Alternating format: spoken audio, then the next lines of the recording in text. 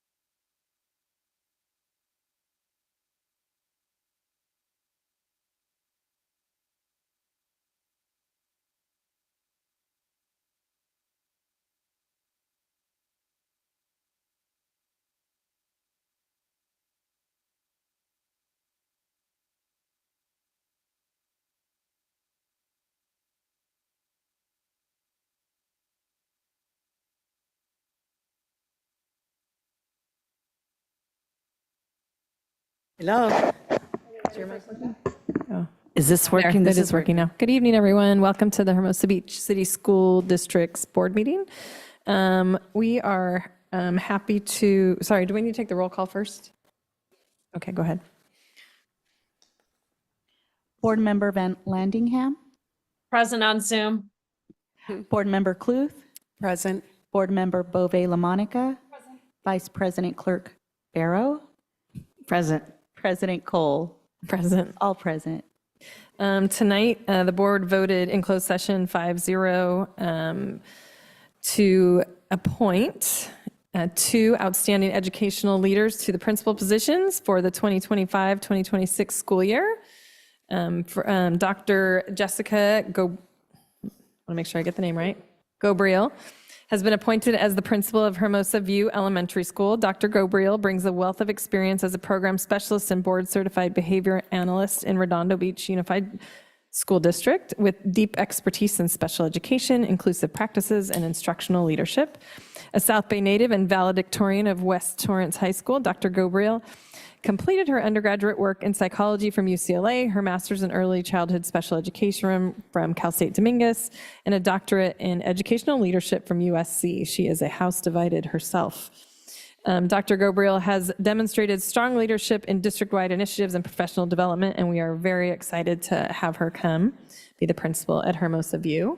And we'll also be joined by Miss Grace Yang, who has been appointed as principal of Hermosa Vista Elementary School. Miss Yang also currently serves as a program specialist in Redondo Beach, where she has led IEP teams, supervised instructional staff, and supported literacy and behavior practices aligned with the science of reading. Also a California native, she earned her undergraduate degree also from UCLA, her master's degree in education with a specialization in special ed from Claremont University, and her admin credential from Cal State Dominguez Hills. She is a certified trainer in the Institute for Multisensory Education, Orton Gilliam Plus, and highly qualified through the Knowledge and Practice Examination for Effective Reading Instruction Exam, equipping her to lead instructional improvement in early literacy, which is exactly what we would love. And we are thrilled to have them both join us soon and look forward to their leadership and contributions to the city of Hermosa Beach School District. And we want to thank Ms. Overbeck for her dedicated work to both school communities over the past few years, as well as Ms. Scora and her support of Hermosa View as an interim principal this semester. Okay, so we're very excited to have those two people join us. Moving on to the flag salute. Please join us. I pledge allegiance to the flag of the United States of America and to the republic for which it stands, one nation, under God, indivisible, with liberty and justice for all. Dr. Wilds, before we go on, can you just briefly talk about how the hiring committee works for new principals? Absolutely. So we want to thank HBEA, who worked to get us a very robust panel. So we had classified representatives from both View and Vista. We had certificated teachers from both View and Vista. We had, thank you to PTO, we had two parents, as well as Ms. Gluck and myself. So that was for the first round of the interviews. We had an extensive 12 questions that we asked the panelists, and then the panelists kind of debriefed, and then we invited back the top candidates based on recommendations from the panel. And how many people did we have in our pool?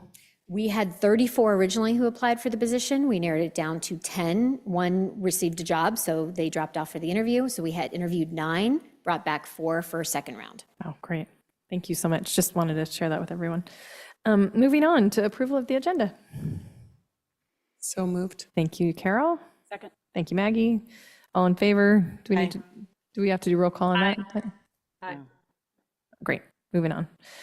Agenda approved. So announcements. Welcome to the Hermosa Valley Student Council. Coming on in. Here they come. Aww. Welcome. Hi, everyone. Hi. Yes, it's come on in.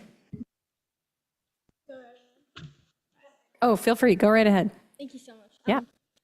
Hi, everyone, I'm Cordelia, Hermosa Valley Student Council President. We're excited to be here tonight and give you an update on what's been happening at Valley, because it's been a busy few weeks. Hi, I'm Presley Clancy Simon, a student council representative.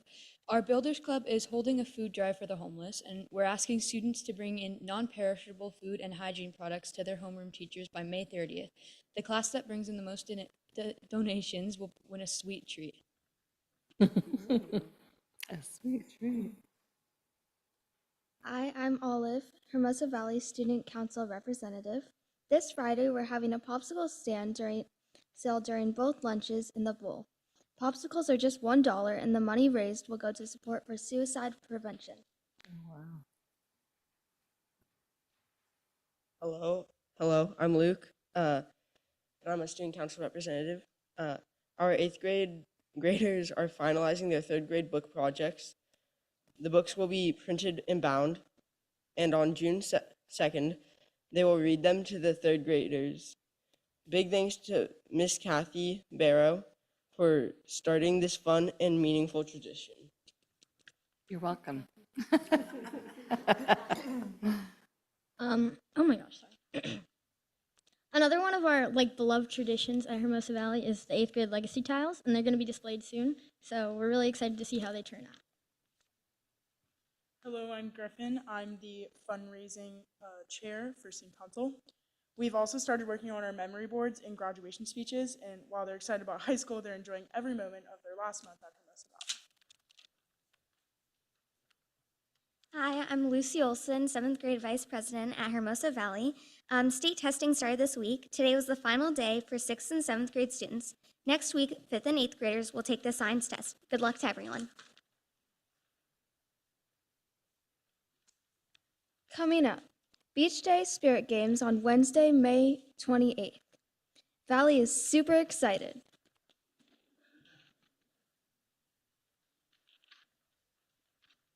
Our concert band will be performing at their spring concert on May 20th at 5:30 p.m. in the Valley MPR. The theme is the magic of music and imagination, and we hope to see you there.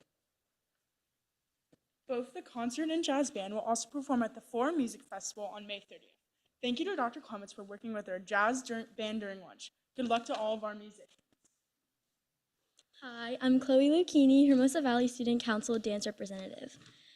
This week wraps up our spring sports season. Today, the girls' flag football team played their last game against Paris. They won 7-0. Tomorrow, they play the boys volleyball teams will finish their season with a home game against Dana. Good luck and big thank you to Coach Vasquez for an awesome sports season.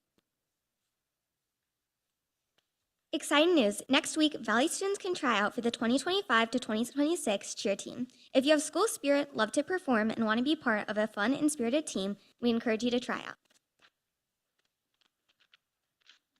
Hi, my name is Jonesy. I'm Hermosa Valley's Student Council dance representative. Mandatory tryout clinics will be held Monday, May 20th through Wednesday, May 22nd, from 3 to 4 p.m. in Valley MPR. Students must sign up using the Google Form link on the Valley Athletics website. We're also thrilled to welcome the California Redwoods, a professional field lacrosse team who will be offering free after-school lacrosse clinics. All 5th through 8th grade students are invited to join on Hermosa Field on Monday, May 19th and Tuesday, May 20th from 3 to 4:15 p.m.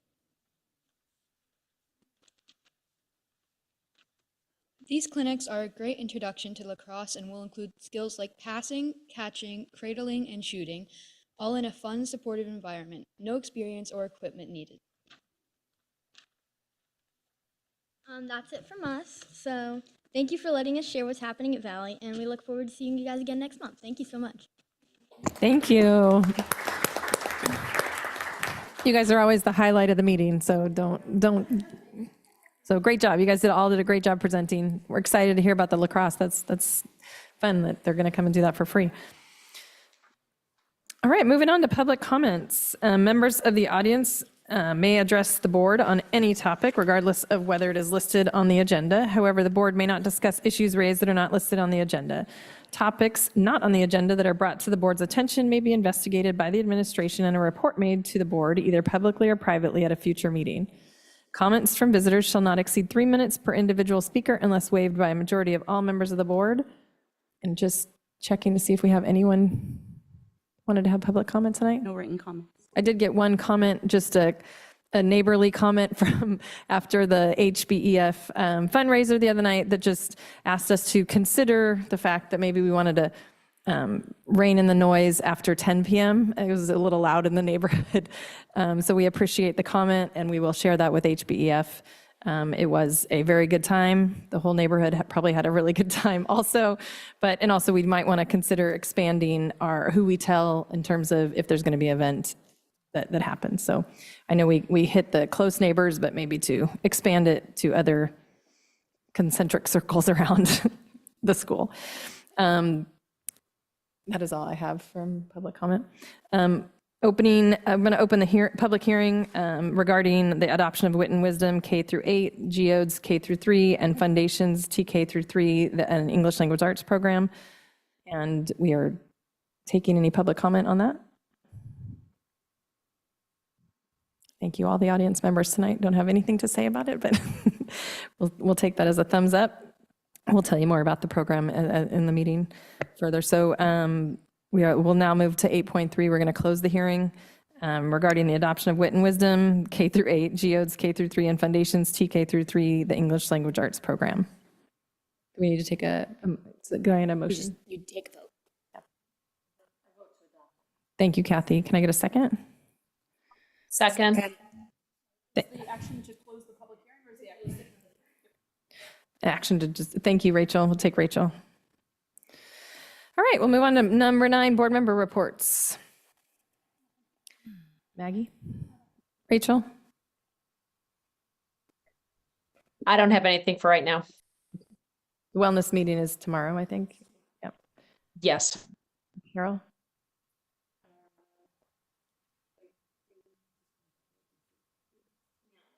You can talk about it at roundtable. I'll talk about it later. Okay.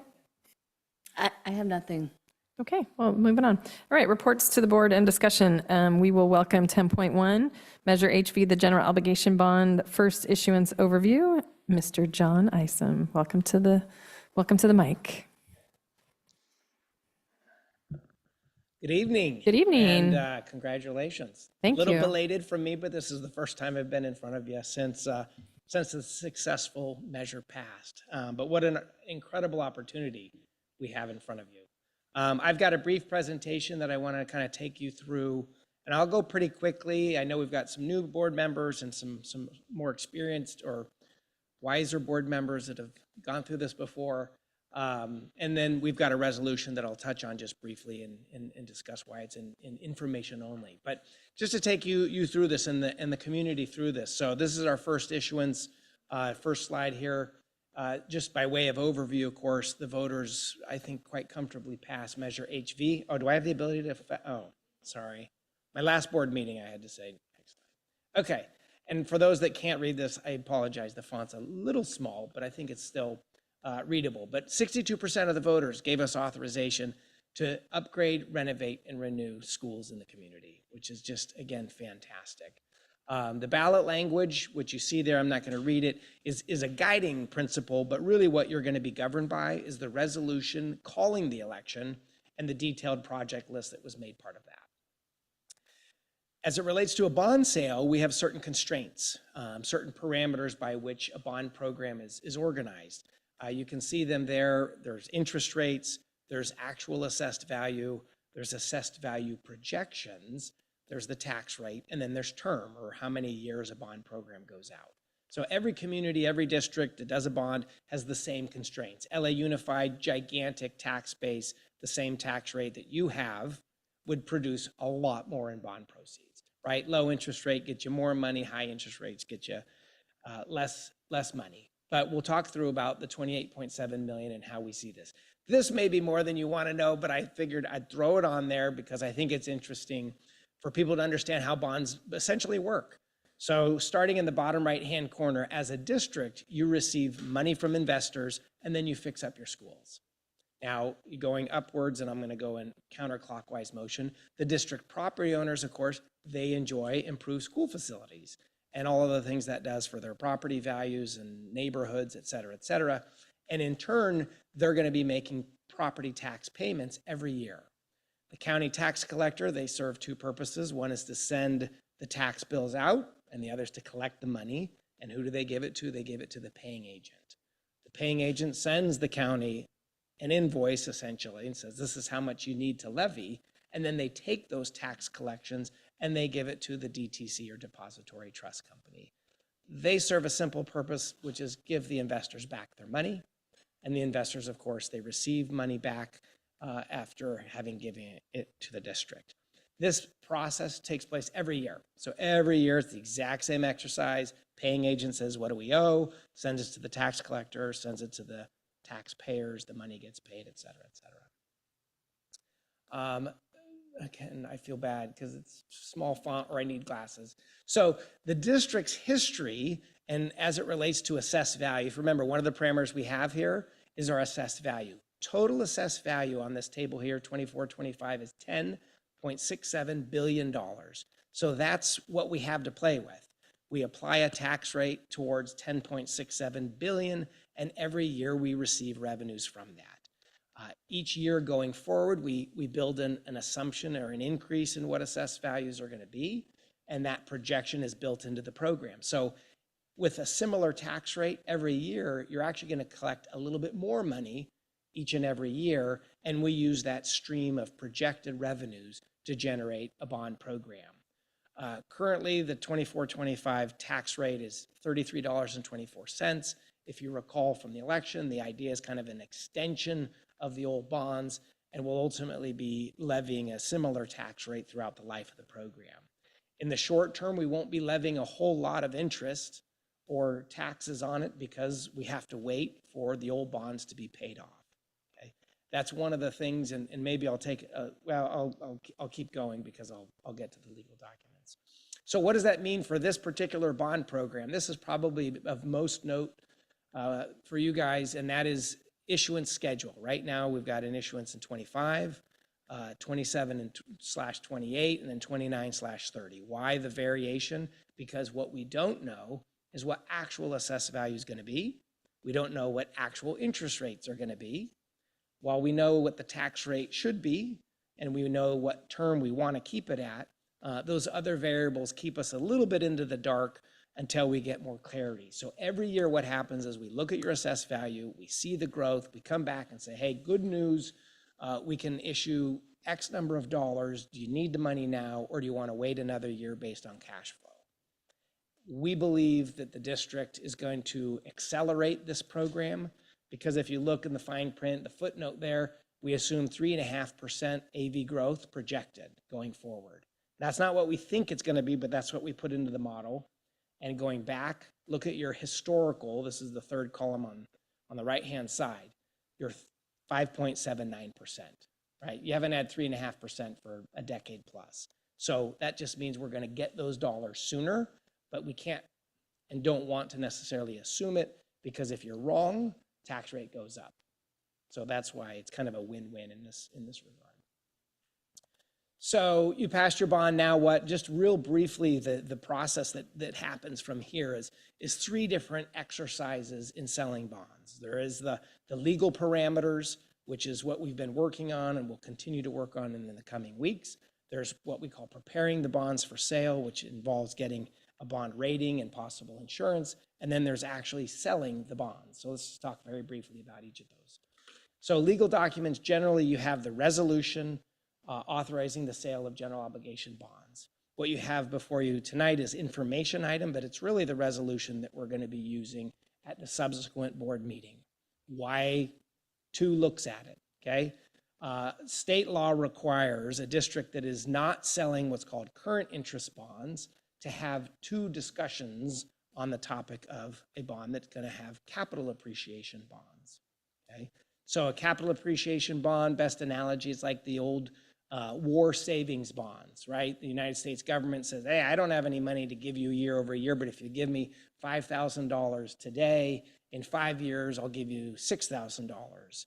Or you give me $8,000 and in 10 years, I'll give you $10,000, right? It's a scenario where you don't have available revenues to make annual payments. So you're going to accrete that interest over time. And then where you do have the funds available, you can then make those bond payments to the bondholders. Our limitation, bad analogy, I don't want to call it a war, but our rationale for the reason we can't make current interest bonds payments every year is because of the tax rate extension concept, right? We told voters we're not going to increase your taxes. We got another 5 years of those taxes being outstanding and those payments that are required. And then what will happen is after 5 years, things will open up and we'll have a lot more flexibility. So under the law, as it relates again to this disclosure, it really is to ensure that districts don't make a decision that they're not aware of, that they're understanding of the options. The reason why we don't do an all current interest bond structure, which in this case is it would require raising the taxes. And so there's this disclosure.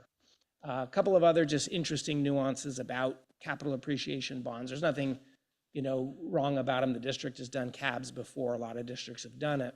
But before this law came out in the last several years, districts could go 40 years. And that became really expensive. Someone would say, well, if I don't see a penny for 40 years, you have to really give me a high interest rate. They have limits on repayment ratio, which is 4-to-1 is the max, meaning for every dollar you borrow, only 3 could be an interest. We're nowhere near that, but that's another limitation.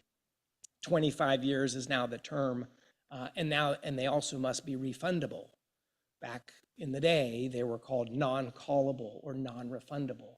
So if you got a 30-year or a 35 or a 40-year CAB, didn't matter if interest rates went down to 0 or 2, you could not refund them. That's not the case anymore. So what we commit to today is going to be the most cost efficient, but it also has an opportunity to be refunded in the future if interest rates allow it. Okay. The other documents that you'll see forthcoming will be things like the preliminary official statement, continuing disclosure certificate, bond purchase agreement, and the paying agent agreement. When you get those, remember what John said in May. He said there'll be some blanks, but don't worry about it. And that's because we won't have those blanks completed until we actually sell the bonds. So as a board, when you adopt the resolution, you're saying, hey, the resolution is final, and I'm directing and deputizing my admin team and my finance team to complete things on behalf of the district. You don't need to come back to me for the 1%. The rest of these legal documents are 99% complete. Don't worry about coming back for authorization for the 1%. We're deputizing you, go do that, okay? So when you see those documents, remember that's what John said as far as don't worry about the blanks. They won't be complete until we price things. Okay, ratings and insurance, prepping the bonds. The district's probably not going to get bond insurance. And you think of insurance, oh, well, wait a minute, insurance is good if something bad happens. In the history of California, you've never had GO bonds ever default. So they're the safest things out there. Why? Because it's an unlimited ad valorem tax pledge, meaning the county says, well, I'll levy whatever tax I have to. An asteroid wipes out half of Hermosa. Oh, I'll just double the tax rate for the people that survived, right? That's what an unlimited ad valorem tax pledge means. For context, if you were to imagine such a horrible event happening, the tax rate would go from $33 per 100,000 to $66. That's it. Like if you literally lost half of all assessed value, $5 billion gets wiped away, the solution is to double the tax to $66. So you get an idea of how safe and secure they are. The reason you would get insurance is because investors feel warm and fuzzy, and sometimes paying for an insurance policy saves you more in lower interests than not. Now, insurance for you or for other districts, you only get to go to a AA. Well, guess what? You're already at AA. That's your credit rating, AA. So we'll be having the opportunity to get ratings back from the rating agencies, and then we'll ultimately get what I believe to be another AA rating. So we get to kind of make our case, tell our story. The method of sale, this is interesting, and again, it's a little bit more historic, but there's two different ways to sell bonds. One's competitive and one's negotiated. Competitive, think of it as an auction. All right, everybody, Hermosa Beach, we're selling bonds. Lowest bid wins, and those that are interested, those banks, those investors can put in a bid, and the lowest bid wins. Negotiated sale says, hey, there's some extenuating circumstances. There's some other things out here. This is more complicated. The market's volatile. I think we need to pre-select an underwriter and have that underwriter work with us over a period of time. We don't want to take chances and throw it out on an auction day and be stuck with whatever comes our way, okay? This district's done it both ways. So we've done negotiated sales in the past. We've done competitive sales in the past. We're recommending this go around to do negotiated sale, primarily because the market has been volatile. You know, Liberation Day tariffs has kind of put a crimp in things. And this is not the most straightforward structure, again, with the inclusion of cabs and having a more complicated wraparound structure and debt service. So finally, and I've covered most of this, this is the smallest of the fonts, so really do apologize on that. But this kind of breaks down the three different areas, from the legal parameter establishment, which is really kind of almost the top half. You see in there conference call with rating agency and getting the ratings, and when that exercise takes place, you guys will take actual action June 4th. The county will follow with their action, and then we're looking to price on the 15th or 16th of July, and then 2 weeks later, you receive money in the bank. So right now, we're looking at end of July for the first round of funding in an amount of around $8 million. Yep. Go ahead. Is this timetable specifically to Hermosa Beach's process, or is this some larger financial process that happens? No, this is unique to you. LA County is involved. Other counties sometimes don't get involved, so the inclusion of them. But nearly every district, you have to have the legal parameters and make sure these meet all the requirements of a tax-exempt financing. You have to get the bonds rated, possibly insured, and then you have to, of course, price the bonds with a 2-week close. Rachel had a question. Thank you so much. And thank you for that terrific overview. It was really illuminating. I had a quick question about the negotiated sale versus the competitive sale. I mean, is it possible, or does it ever happen that the districts will go for competitive sale, the auction type, to see what they can get? Because I would assume, and maybe this is about assumption, but I'm assuming going through an underwriter is going to cost us, because we're going through yet another party to do work for us to finance the bond. So could you do both? Could you try competitive first and then go negotiated, or is that just not done? Thank you. Yeah, it's not done. A competitive sale, you do all of this work, it all gets teed up, and then the big day happens, and you say, we're ready for all the bids. And if you get one bid, it has to be generally awarded. That happened about 2 weeks ago. One district, Lompoc, only got one bid, and some underwriter just took a flyer on it and says, hey, I'll buy it if I can get it for this much, right? More often than not, you'll get 2, 3, or 4, or 5, or upwards of a dozen bids. So we usually are going to use our expertise to make that recommendation, to say, hey, what's the cheapest way? What's going to save the district the most money, be the best for the taxpayers? And that's what we typically recommend. And keep this in mind, an underwriter is going to get paid regardless. And the negotiated, we negotiate their terms, so we know how much they're going to do it for, and we have an underwriter that is going to do it for very low. But on a competitive sale, when they put in their bids, not only is it interest rates, but they put in their fees as well. So you pay for an underwriter one way or another. In the negotiated, what we're saying is this is a little bit complicated. This is a little bit of a, I guess, volatile interest rate environment. And our expectation is that we'll perform better doing negotiated this go around. But we can, Series B, we can do a negotiated sale or competitive. So each time we sell bonds, we want to revisit it. No, thank you so much. And your point about the underwriters can get paid either way was very convincing. Thank you. And do we want to be, if the interest rates go down low enough, do we want to be flexible and jump quickly to sell a portion? Yeah, I mean, if we can, it's timing the market is a bit of a fool's errand, okay? You can pull things like Liberation Day, wasn't that what it was called? Redondo was pricing that week. We pulled it, right? No, things are too volatile, too crazy, so we pulled it. Okay. But we priced it the next week. So you're looking out for that all the time. All the time. Yeah. Yeah, all the time.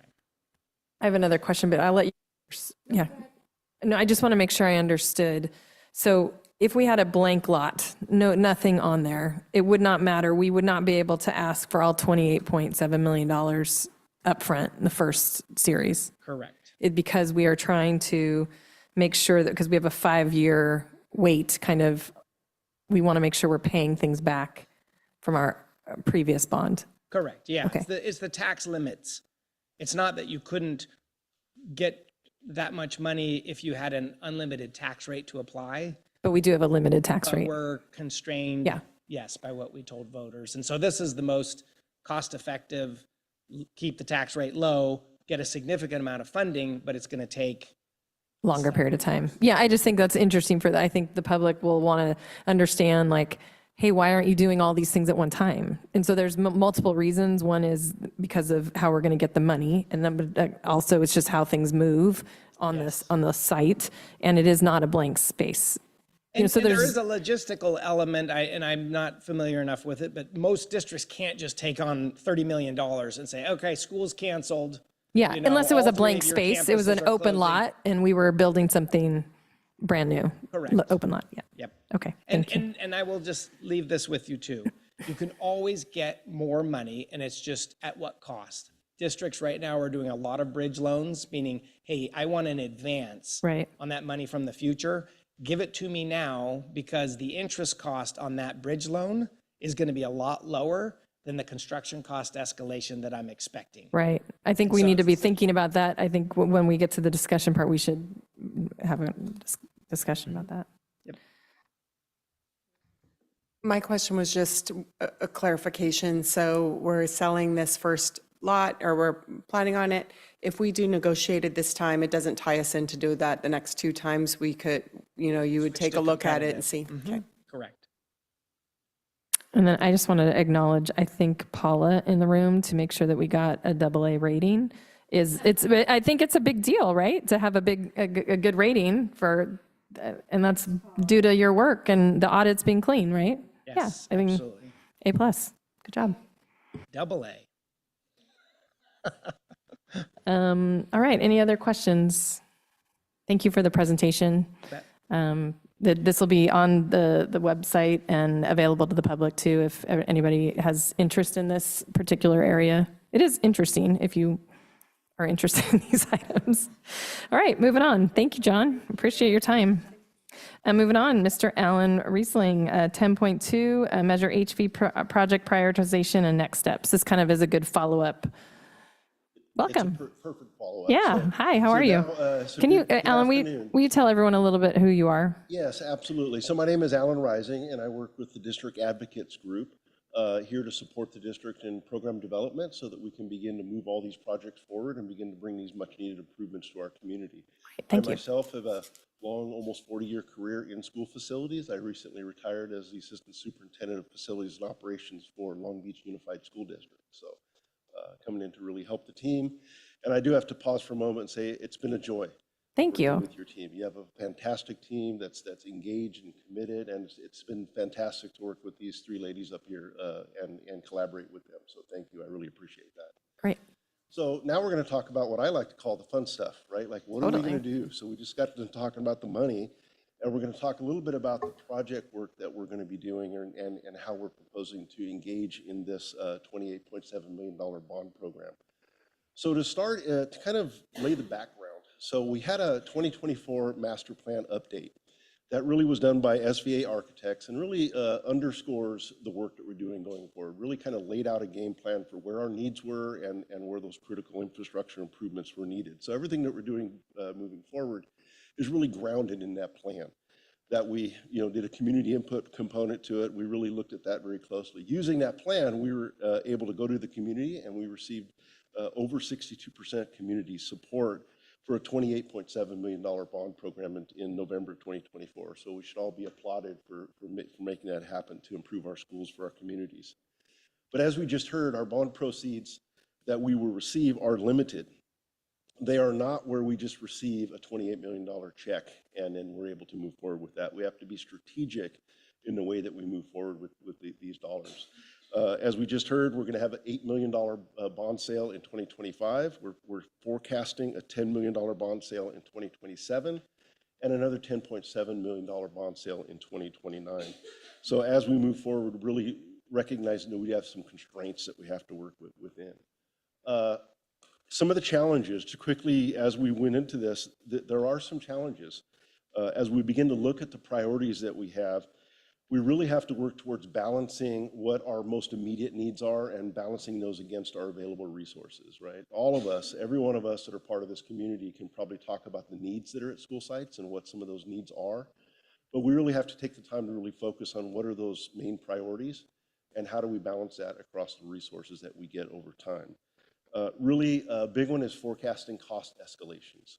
We are in a very uncertain economic future. All you have to do is turn on the Channel 7 news and you hear about tariffs and you hear about all these cost escalations and all the uncertainty that's happening across our nation.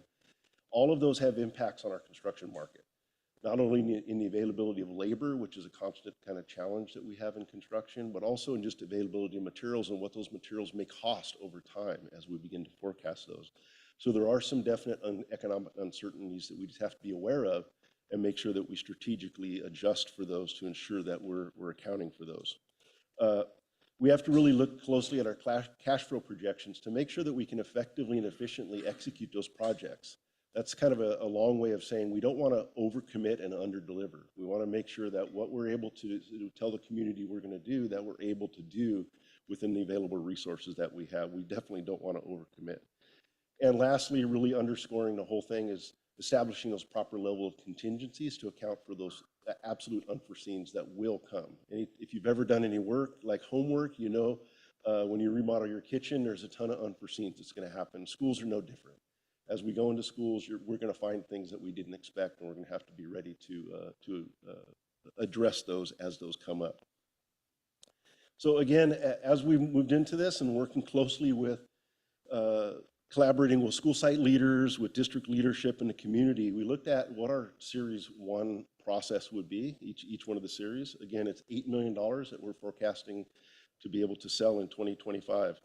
Right at the top is Hermosa Valley School, really recognizing that school has not really in a material way been modernized and received some of the improvements that your other schools have. So we're looking at moving right into it with the addition of 2 new flexible science classrooms that school needs, as well as some performing arts centers, performing arts classrooms at Hermosa Valley School.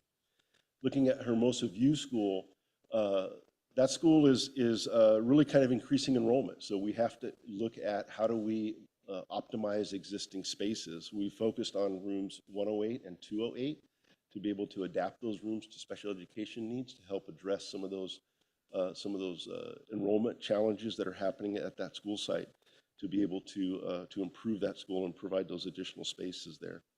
And then at the bottom during that first series is really doing a district-wide technology systems audit.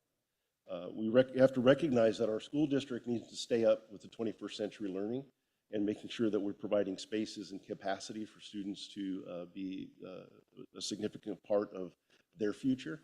And so making sure that we have the best technology, the best systems in place to help support that learning is very important.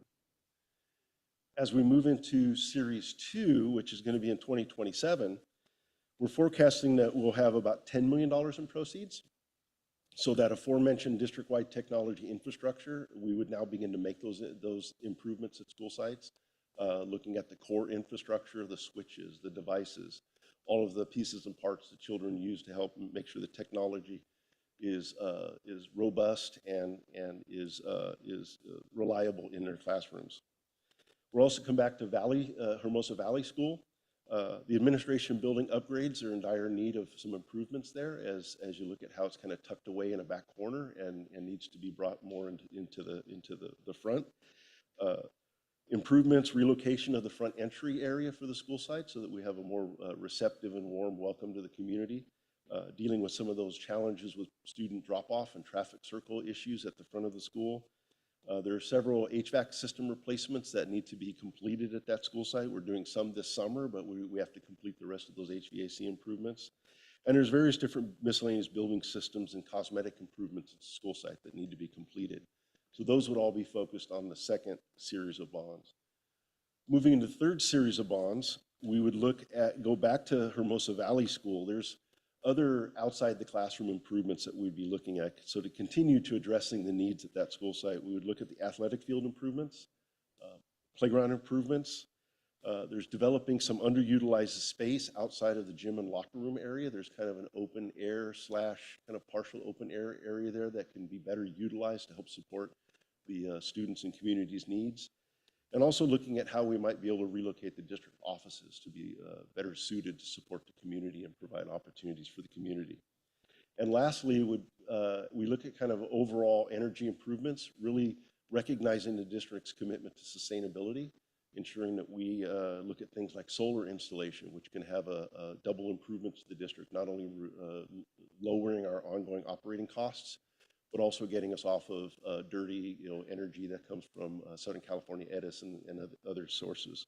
And also looking at HVAC improvements to help reduce our energy costs and be able to move forward with that sustainability program.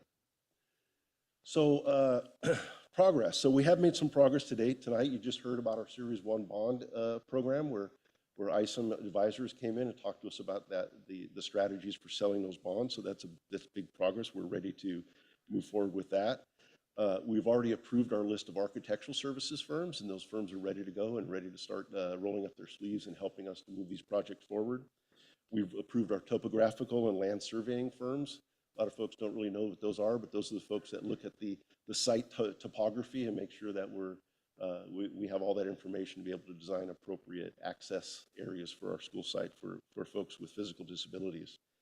We're currently in the process and closing out on the solicitation of construction management services, materials inspection and testing services, and project inspection services, which will all be needed to help these projects move forward. Our next steps, the stuff that we're working on currently, again, finalizing this major HVU first series of bonds, approval of the project list that we're presenting to you tonight, and establishing what those initial priorities are going to be. Soliciting the selection of our architectural firms. So we want to have firms start working on these projects right away so that we can begin to get those to the state Division of State Architects. The state can approve those to be able to start executing those projects. We want to bring on our construction management firms that can start working closely with our architects and engineers and our contractors to help manage those projects moving forward. And also the communications program, really making sure that we're communicating the successes of the program and the work that we're doing with our communities, with both community ongoing newsletters and website opportunities to ensure that we're communicating the successes of the program. So with that, that's kind of a short synopsis of what we've been doing, but I'm available for any questions you may have about what the priority list or what's next in our effort to bring these great improvements to our community. Thank you, Ellen. I'll start with Rachel. Thank you. I thought that was a wonderful overview. I didn't know if we're going to talk, I'll leave it to Susan about a possible playground movement within that timeline, but I thought that was terrific and I don't have any questions. Thank you. Yeah, so whatever input the board wants to give and talk and discussions about. We had talked about, obviously, you'll see kind of in Series 3 where we just divorced the playground structure from the athletic field structure because when we look at the two, one is in a little bit more dire condition than the other one. It kind of builds that very back part of Valley, but it's also connected to kind of an older portable there that it's well past its lifespan. Go ahead, Maggie. I have some questions on scope and timeline. So with our bond sales in 25, 27, and 29, and this might have been a question for John Isom. Alan, apologies if you don't have the information on this one, but if I recall correctly from our last bond sales, we can only keep the money for so long before we have to spend it, right? So I am a little worried in putting in phase 1 the classrooms because construction takes time, right? So like I think we're gonna have the money to get everything launched, but knowing that construction at a minimum, you're probably looking at 2.5 years, I would think, before soup to nuts of like something, like even if we went with what do I have? A modular type of construction, right? Which those can drop in 6 months and you can have them completed and hooked up. There's still the ground prep that takes about 3 months at least. Prior to that, so you're looking at 9 months at a site, besides all the architectural stuff. So how to think through any like physical piece with that close of a timeline of bond sales? Yeah, the timeline you're referring to is an IRS timeline, and it's a 3-year expenditure plan to have in place. So that the bond sales that we make in 2025, we would need to have them expended, and I'll say, or have a close plan for expenditure. It's not an absolute, there is some flexibility there, but it's a 3-year timeline, basically. And I'll just say with an $8 million bond sale, and considering the work that we're planning on doing, I don't feel that there's going to be a problem with expending those $8 million over those 3 years. There's a lot of work that goes into, and honestly, some expenses that go into the development of the project with the design work and development. But we can easily, once we start now, be ready to start in the second half of 2026 to begin the project at Hermosa Valley without too much difficulty. And when you say start the project, like breaking ground because plans have been approved, we have to send them up to state? I remember last time. We do. So it's typically a year process from the time that we give the architect the time to go until you're able to get those plans into the state and through the state. Now, super complicated plans, like you're talking about a whole new school, those take quite a bit of time to get through the state. Smaller projects like what we're talking about here, those we can get through the state, relatively quickly. So we could be in construction towards the end of 2026, second half of 2026 at Valley with this type of work. And then you put in another 6 to 9 month construction window. So it really, I don't think it's a big issue right now to expend those dollars within 3 years. And one of the considerations too for those science classrooms were kind of twofold. One is that we're looking at enrollment trends down in our K-4 land as those trends start kind of coming through, knowing we're going to need these classroom spaces.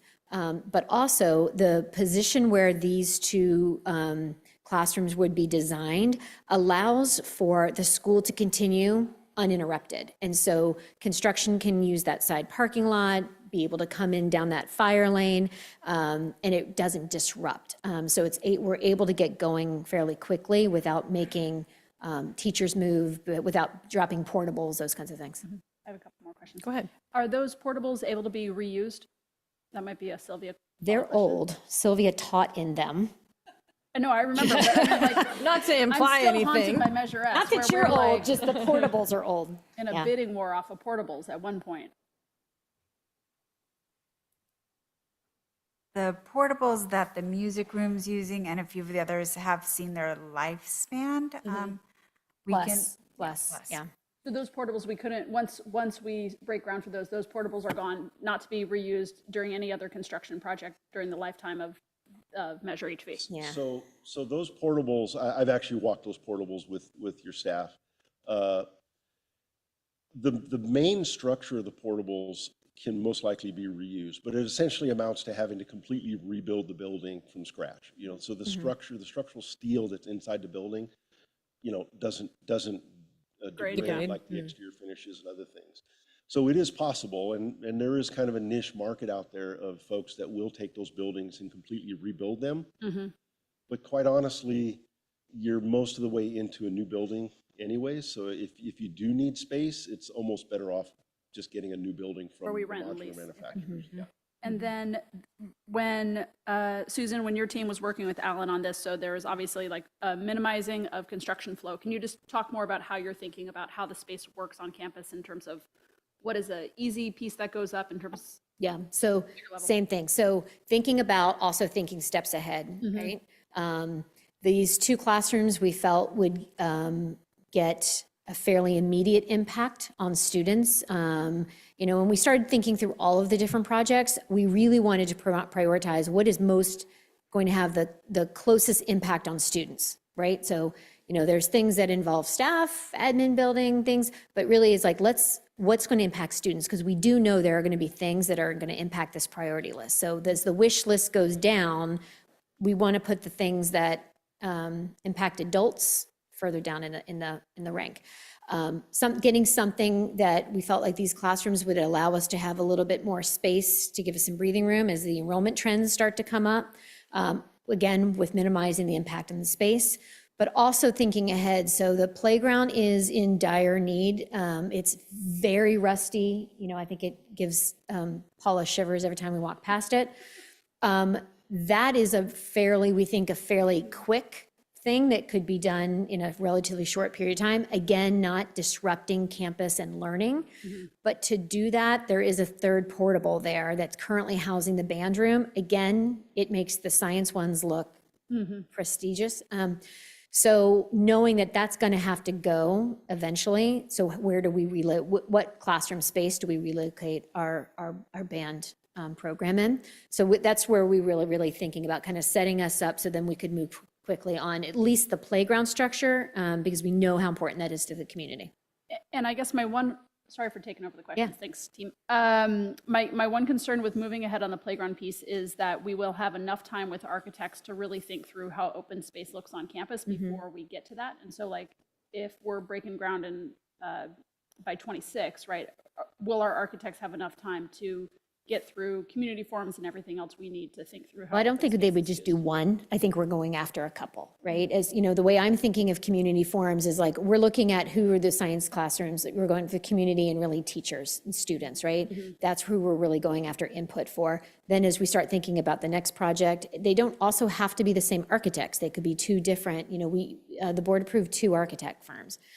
So we can think about projects separately. Like Vista, for example, is tight. So the last remaining classroom is currently being used by an RSP teacher.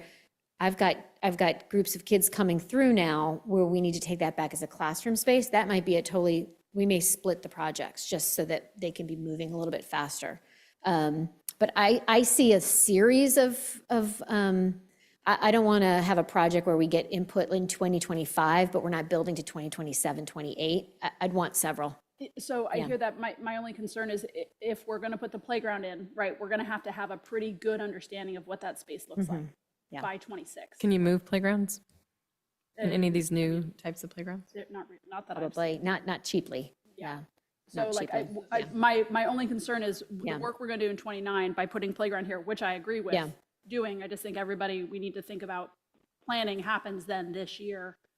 For not the bits and pieces of it, but like the community overall input, space of how it is used. Yeah, we agree. And that's really one of the things that why these 2 architect firms, I ran reference checks and I'm calling people that they really do have an expertise in really going out and gathering and not only just gathering input from the community and teachers and then using it. There were tangible examples of how they used. Teachers said X, we did this. Right? And they could clearly communicate when they weren't able to do something too, which I thought was a really important aspect. I can pass mine. Kathy? Carol? I just want to make sure I clarify what I think I hear you say. And what I think I would love to see is someone who's able to master plan, like take our master plan and master plan. Basically go to Valley and be like, okay, this is Valley. What are all the needs, Valley, you have?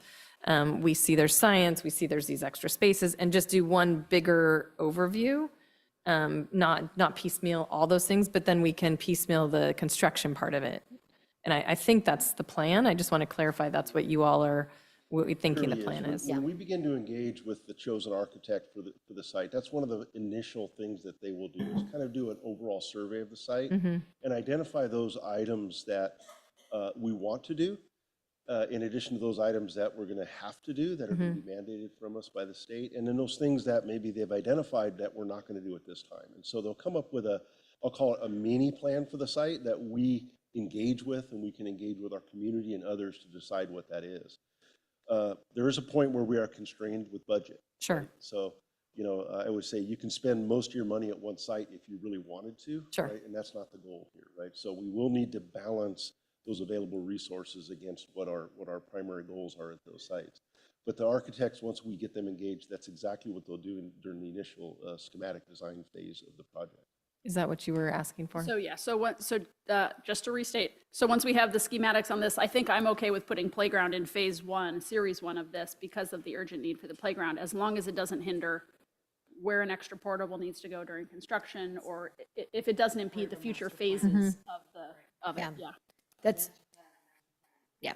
And we anticipate that if we did have to drop portables later on to do some of the larger pieces of the construction, they would go in that lower basketball court kind of area. I believe there's been portables, but they're in the years past. Thanks, Al. And then the other part, I just want to confirm that we are, bullet point 6 is a priority, I think, for, I'll just speak for myself, but to get community and staff input on all these decisions. And I just think they would appreciate that as. Yes. So our goal is to, once the board has approved, we'll bring the priority list at the next board meeting. We'll share a draft, but we'll bring one for formal approval by the board. Then our goal is to package that as well as bond information, what we've done to date, in a kind of district communication that doesn't go just to our families. Ideally, we'd like something that hits mailboxes so that, and that in that would be save the dates for some of these input meetings. Great. Thank you. Thanks, Helen. Sorry, one question on that. Yeah, go for it. Sorry, Would- Carol. Would part of that communication be going out to staff too, if they had input on it? It'd be go Okay. everywhere. Mhm. Great, thank you. All right, moving on, 10.3, dun, dun, dun. The Hermosa Valley Music and Band Report. Miss Montoya.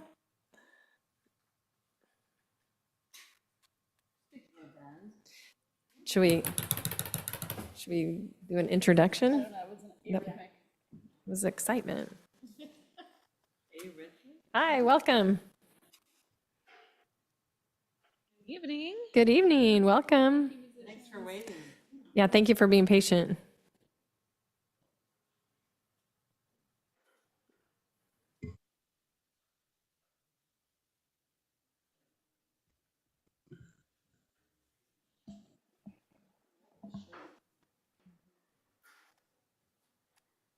Thank you so much for being patient. Our first guest had to make a second board meeting up in PV, so they'll be racing down PC.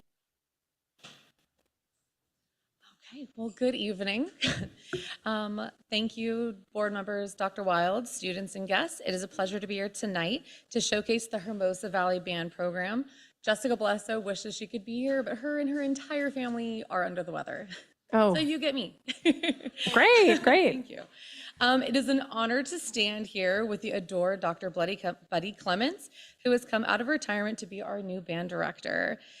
He brings an immense passion and dedication to his role as our band director and has quickly become a beloved figure among students who appreciate his engaging teaching style and supportive nature. Dr. Clements comes to Hermosa with over 40 years of experience in teaching. He's formerly worked at Walnut High School, Cal Poly Pomona, and University of Redlands. Besides teaching, he has been an associate conductor of the Crystal Cathedral Church and has won many awards like the Top 25 Grammy Teacher of the Year.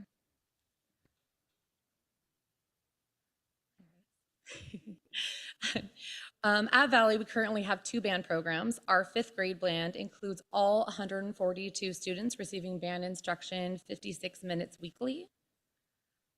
And then our 2nd program is our middle school band. This year, Dr. Clements has brought new life and instruments to this band, including the tuba, bassoon, and oboe to our middle schoolers. And then in this program, we are looking at getting our students prepared for high school for either option so they can join whichever band that they prefer.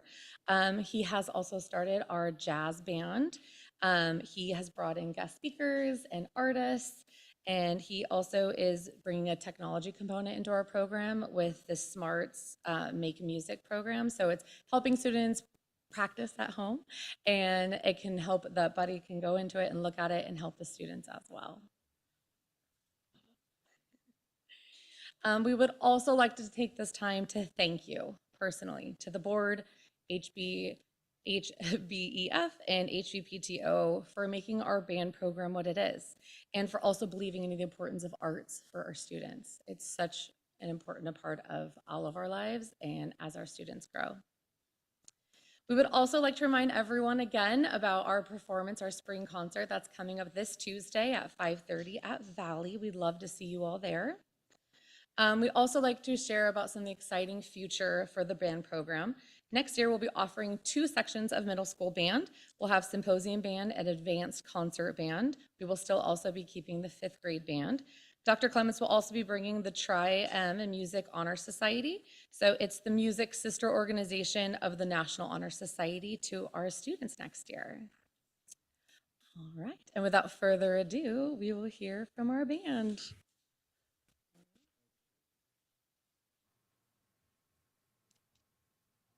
Hi, welcome.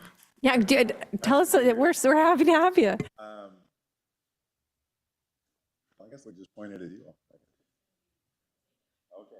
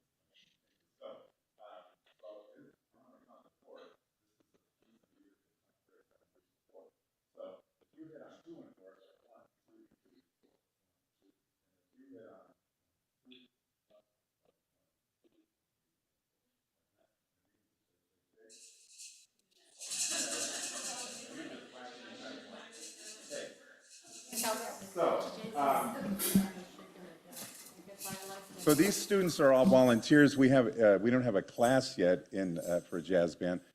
Hopefully, maybe one day. But in the meantime, and we actually weren't able to have an after-school program because they're all busy doing after-school programs already. So, but they're kind enough to give up some of their lunchtime, and I appreciate them coming down tonight because they all have homework that they're bugging me to get home to do. So, but it seemed really appropriate that we have a jazz band at Hermosa Valley because, as you know, I would assume you know, but you know, Hermosa Beach itself is really one of the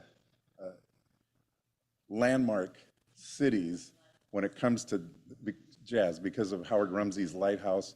And I grew up in Hawthorne. I mean, I heard about it forever. When I was in college, we would, pile in somebody's car and come all the way out from Redlands out here, to hear our favorite jazz artists.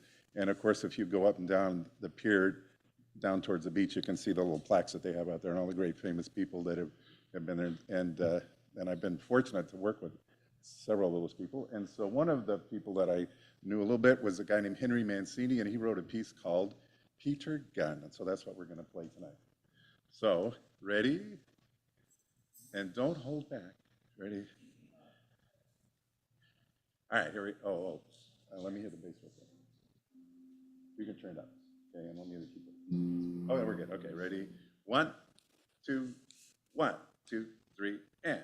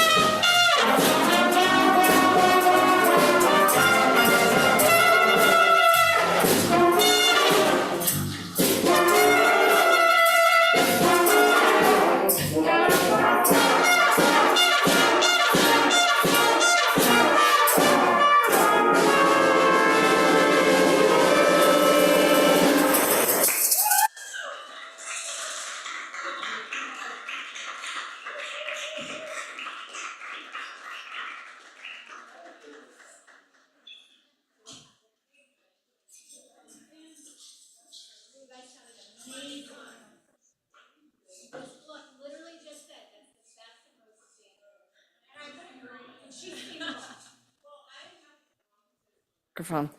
I had a classroom right next to where the band practiced for years, and I've never heard anything as great as this. This is fantastic. You guys were great. Really, really true. Great job, you guys. I mean, Mr. Buddy, we're so grateful that you're here to teach these guys too. I had really influential band teachers from 4th grade, Mr. McCullum, middle school, Mr. Nagel, high school, Mr. Parcel. They are people that stayed in my life the entire time. So you guys are super lucky that this teacher is here with us. And Thank so you, thank Dr. you. Clemens. And thank you guys for performing and just caring about music so much. So it's It's a awesome. great honor for me to be here. And I have to say that Sylvia and Jessica, when I talk to my friends and they say, what do you, they're all retired. And so they said, dude, what are you doing? And I said, well, and I say, well, actually, and it ends up, they're very persuasive. And because I kept saying, no, I'm not interested. And they said, well, could you just come and look at the kids? And I said, why would I do that? But I said, okay. And I came and they looked rather forlorn, the kids did, and I felt kind of bad about that. And then the persuasive part, or the dirty pool part, was that Sylvia had them all write me a letter, personal letter about what, their life and what music meant to them and how much they wanted to have a good program and everything. So anyway, it's been, wasn't anything I was counting on at this point in life, but it's been a great thrill. And these guys are, I'm so proud of them. They're just really, everywhere I go, I say what a well-behaved and conscientious and serious they are about their music and everything, and it means a lot to them. So anyway, it's just, I appreciate being here, and I'm looking forward to some great things happening next year and the rest of this year too. So come to our concert. It's next Tuesday night. Definitely. We're thrilled. Thank you so much. Thank you guys for spending your time here with us tonight. Thank you, parents.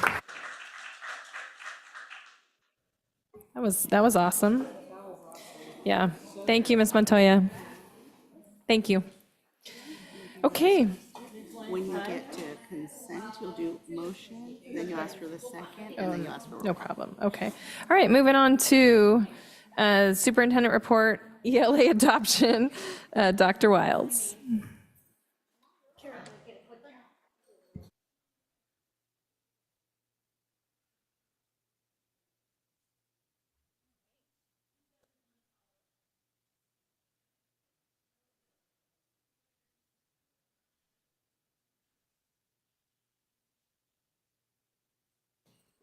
We forgot to ask him about the blue tuba. Did you see the blue tuba? Yeah, the blue tuba is Yeah. incredible. It's plastic and it sounds amazing. Okay, so we're gonna do one last pivot. So thank you all so much. So tonight we bring to you our TK, our kindergarten through 8th grade English language arts curriculum adoption recommendation. Flip me? I don't think it reaches all the way from over here. All right, so we want to thank our committee. We had a very robust committee, all of the teachers who gave up a number of days out of the classroom, and we call them retreats because we really started right at 8 o'clock and we locked ourselves in till 3:30 every day. We also had classified staff, so we want to thank Tracy, who's a paraprofessional, whether it's Heather Myers, our school librarian.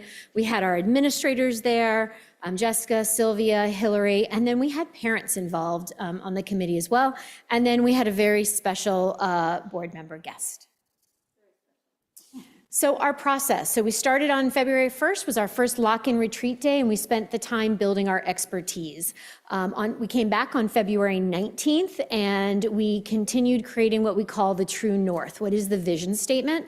So that at the and once we have fully implemented this adoption, what did we want literacy to look like for each and every student in Hermosa Beach School District, which I'll share with you in just a moment. Then we wanted to make sure that we had a research-based norming tool that everyone could use to look at these curriculums utilizing, and we spent the time norming because we wanted to practice on a lesser high-quality curriculum so that we could just practice the what are we looking for? How are we coding and scoring things? On March 12th and March 26th, we came together and we then started examining what we considered the top 4 curricular options using this IMET tool. And you're going to see we came fairly quickly to a consensus. Throughout the process, oftentimes teachers are saying, I'm seeing things, I'm looking for things, I'm seeing some things, this looks good to me, looks good. And we kept saying, just wait for it. Because when you see it, you're going to know what you're looking at. And I feel it, and we did. We had people had reactions. Over the last month, we've had all of the materials available for public input, for public viewing. We shared them with our teachers, our classified staff, as well as our parents. And then tonight, we're making a recommendation to you. So on our retreat day 1, we came together with some norms and values, because anytime you put stuff in front of teachers, oftentimes they're drawn to certain things, and we wanted people to kind of shake their biases out. We initiated a vision for literacy instruction, and we really spent some time digging deep into the reading wars, because we needed people to divorce themselves from past practices and really think differently about what the curriculum we wanted to bring forward. And we wanted to give everyone in this first meeting just a general overview of what we consider best practices, because the science of reading is starting to be, people think of science of reading as one thing, and we wanted to make sure everyone really understood what it really was. Well, what the science of reading says are these 4 research-based practices. It is absolutely foundational skills. That means explicit, systematic practice with reading foundational skills in those early grades. It doesn't mean in some classes, it doesn't mean, I like starting with the letter A, but you like starting with the sound S. It is explicit, and everybody is kind of lockstep, arms together. It's giving students regular practice with highly complex text, which is the biggest deviation from past practice, where you had this idea that we give kids books on their just right reading level. Research goes in the flies in the face of that. What research says is all students, regardless of their reading abilities, are provided with regular experience and practice with highly complex text and the academic language that is in there. Knowledge building. Students, the biggest indicator, the difference between students who have high reading abilities and low reading abilities is not necessarily always their decoding skills. It is their knowledge base. Students who have a deep background knowledge on a topic will always be able to comprehend at a higher rate. And then writing is integrated with the reading, meaning when we think about listening and speaking, you listen to something, when you speak, that's the output, input, output. Reading is the input, but writing is the output, and they have to be integrated. They cannot be taught as separate subject areas, and that writing is grounded in evidence from the text, and it's throughout the lesson every day, in both literary and informational. This is the vision statement for high-quality literacy instruction. In HBCSD, and you're going to see this probably 1,000 times over the next 3 years as we implement, in HBCSD, every student will experience rigorous, evidence-based literacy instruction that is rooted in foundational skills, text complexity, and knowledge-building opportunities. Through meaningful collaboration among educators, students, and families, each student will become a confident, capable, and critical reader, writer, and thinker who communicates effectively. HBCSD leaders will empower educators by providing sustained, high-quality, multi-year professional development, ongoing instructional coaching, and resources aligned to rigorous, standards-based curricula. With a collective commitment to excellence and fidelity to curriculum implementation, HBCSD will meet the diverse learning needs of all students, preparing them to thrive academically and beyond. We wordsmithed this about 57 times. Every word was sweated over, 157. So on day 2, we came back and we did a deeper dive in each of these 4 practices. So we did an overview, and then we really went deep into all of them. This is actually an image that we kept kind of coming back to. This is Scarsborough's rope. This is how students learn to read. As you'll notice, when it starts out all the way on the left, everything is not connected. Knowledge, vocabulary, sentences, connections, gist. And then you've got the green at the bottom, which is that decoding, the sounds, the letters and words. And as the students gain greater and greater automaticity, the rope starts twisting tighter and tighter. And so it becomes increasingly strategic, and that reading becomes more automatic. And so this was deeply rooted in our vision statement. We were looking for curriculum that provide greater and greater opportunities for what we call the rope to twist. So on days 3 and 4, we finalized the vision statement, and then we started applying the IMET, and we started actually sharing evidence and rationale. Not that things were pretty, colored, colorful, those kinds of things. We were actually looking for evidence of those 4 practices. And then we honed our ability to rate. This is what we used. The instructional materials evaluation tool is actually a research-based tool that was developed by the writers of the Common Core in order for you to implement curriculum that meets the standards and meets the level of rigor. And we rated everything based on a 3 all the way down to a 0. We looked at each of these curriculums, we looked at them individually through each non-negotiable. We looked at expeditionary learning. We looked at CKLA, which stands for Core Knowledge Language Arts, but has been now purchased by Amplify, but it's still called CKLA Amplify. We looked at Wit and Wisdom by Great Minds, which is a knowledge building curriculum. So in addition to Wit and Wisdom, we looked at Geodes. Geodes is a decodable that takes the knowledge that they're learning in a unit and pairs it with the foundational skills they're learning in Foundations. Then we also looked at Arts and Letters. We had an overwhelming winner, so we didn't have to go to a tiebreaker. But we want to just give a real brief overview about how Wit and Wisdom engages. This is where the teachers really felt that this set it apart from the others. Wit and Wisdom does not use a core textbook. It used many core texts. They use actual books, high quality, award-winning books from contemporary and established authors. And the term we used, we were looking for books that were worthy of study. So if they're complex, you have to go back to them many times. They have to be worthy of you going back to them many times. The lesson planning within Wit and Wisdom are highly rigorous learning tasks. They're designed on the core principles of the universal design for learning, multi-sensoring approaches with low floor and high ceiling tasks. So all modules within Wit and Wisdom start with what's called an essential question. There is no answer. Kids can study these for as long as they want. But here's just some examples. All the units are rooted in history and social science. Social science, history, social science, or science. For example, what makes the world fascinating? How do books change lives? Why do people explore the sea? What is an artist? How does change impact people and nature? My favorite, what makes a great heart literally and figuratively? Why is it important to see both sides of the story? And how can sports influence individuals and societies? To give you a little kind of peek, this is 8th grade module 1. What is the power of storytelling? So just gives a little overview of the module. Basketball and family, teamwork and superstar moves, split-second decisions and their reverberating effects. Those are the focus of the contemporary novel Inverse the Crossover by Kwame Alexander. They're also the lifeblood of the twin brothers Josh and Jordan Bell, who are on the brink of maturity, figuring out their paths, passion, and game plans. They're also the subjects of Josh's energetic freestyle poems that convey the novel's ultimate subject, the power and poetics and power of storytelling. And then kind of this is a unit that really is embedded into this idea of narrative writing, but narrative writing through expressing your own self. And that's really a engaging topic for 8th graders. Give you a little bit more of the overview. I'm not going to read this, but we wanted to make it available. But I wanted to end with the end of module tasks.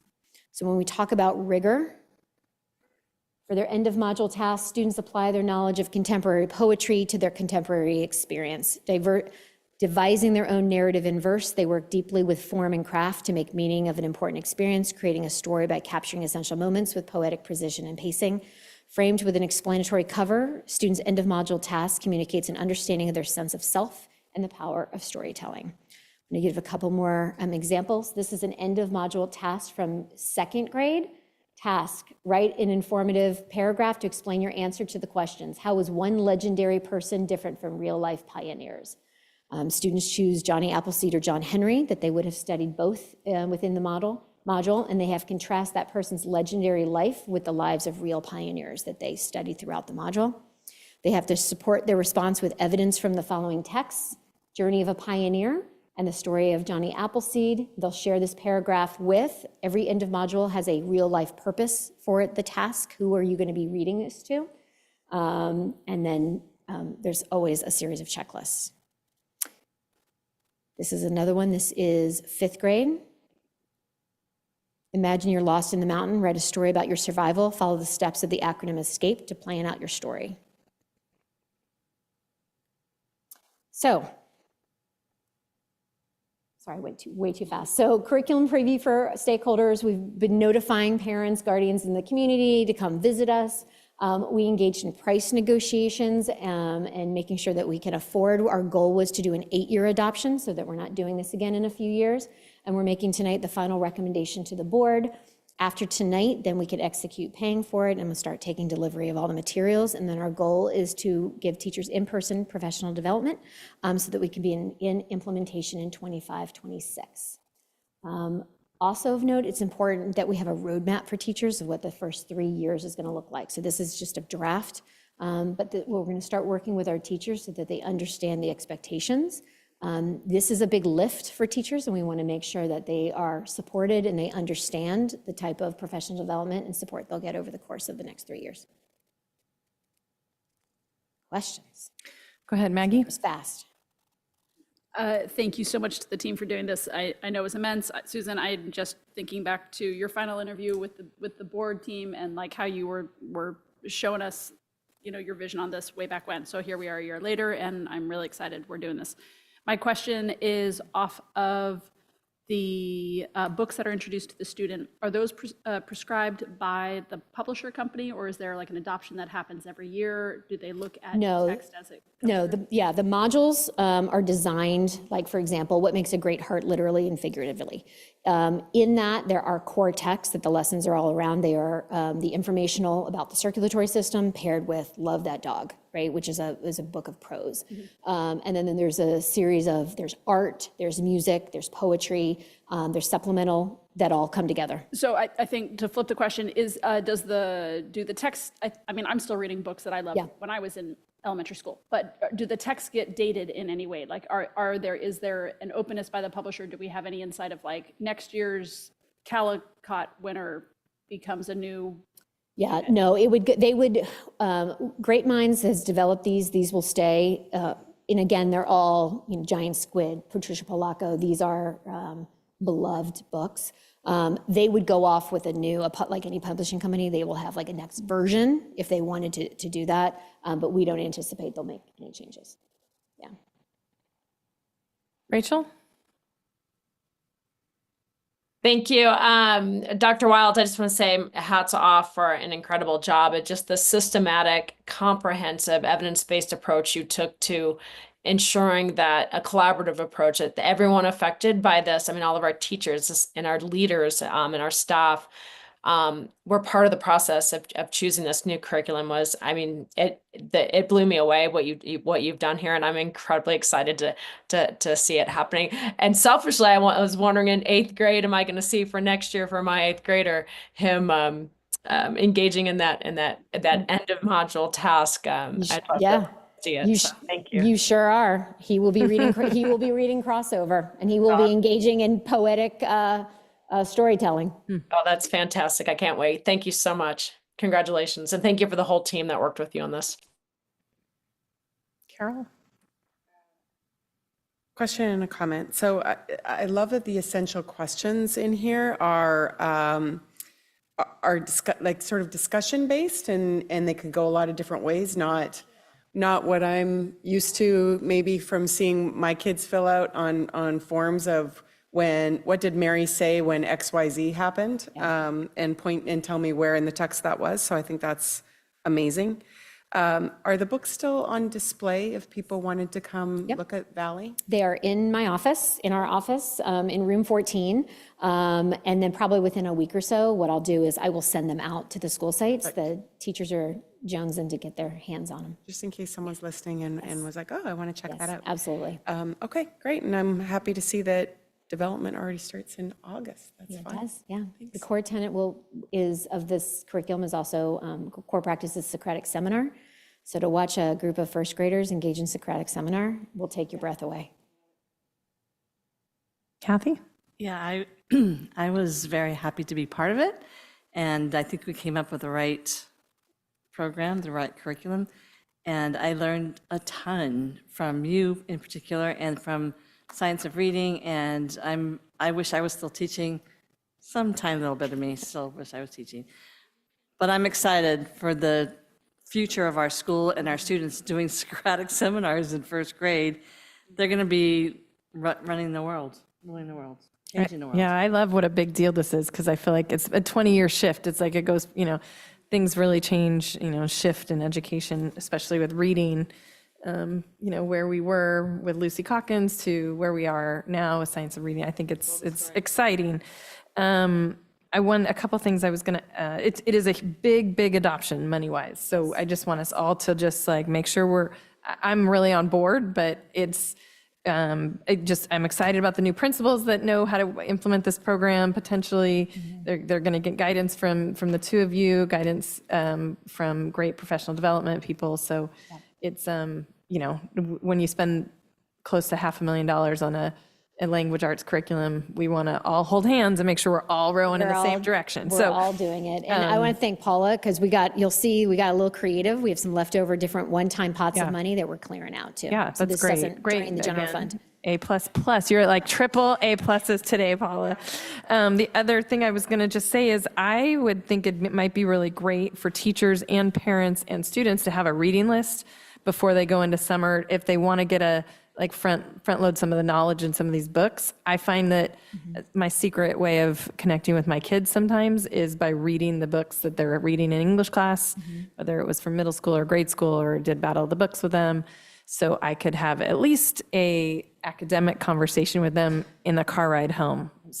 Absolutely. One of the things too that we loved about this curriculum is that there is a parent letter that goes home before every module that lists all of the books. Hey, here are all the books, here are all the pieces of text, here's all the supplementary texts that are going to be read, here's even the art that's going to be, your child's going to be reading. But what it also does, it says, hey, if you're going to the library, look for these additional books that kind of can help broaden.